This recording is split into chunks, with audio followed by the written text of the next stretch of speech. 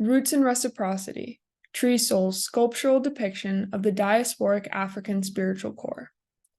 Sprouting from the earth, Tree Souls, a wooden, copper-clad sculptural installation handcrafted in 1994 by Alison Saar, presents reciprocity as the heart of diasporic African spirituality.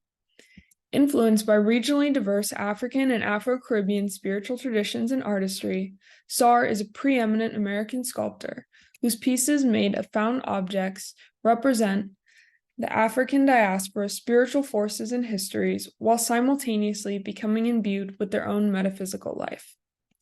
Standing at 16 feet tall and 176 pounds each, the two figures that make up Tree Souls are striking feats of engineering.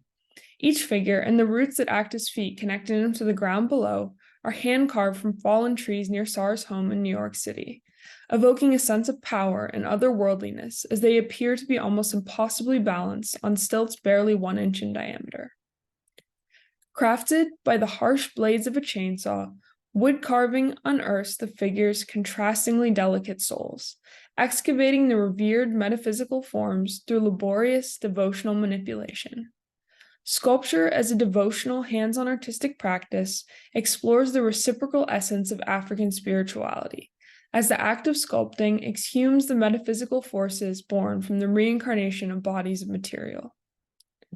Another work of Saar's that expounds the reciprocal properties of sculpture is Imbue, a patented bronze sculpture commissioned in 2020 for the Benton Museum of Art at Pomona College in Claremont, California. Imbue portrays a larger-than-life feminine figure engaging with their environment, commanding a linkage between feminine Africanity and water, a divine life force.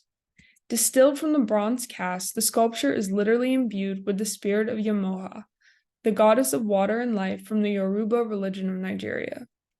Imbue, like Tree Souls, demonstrates that the final sculptural piece reciprocates the effort of the physical practice of sculpting by exposing metaphysical forces of divine life that reveal diasporic African spiritual histories.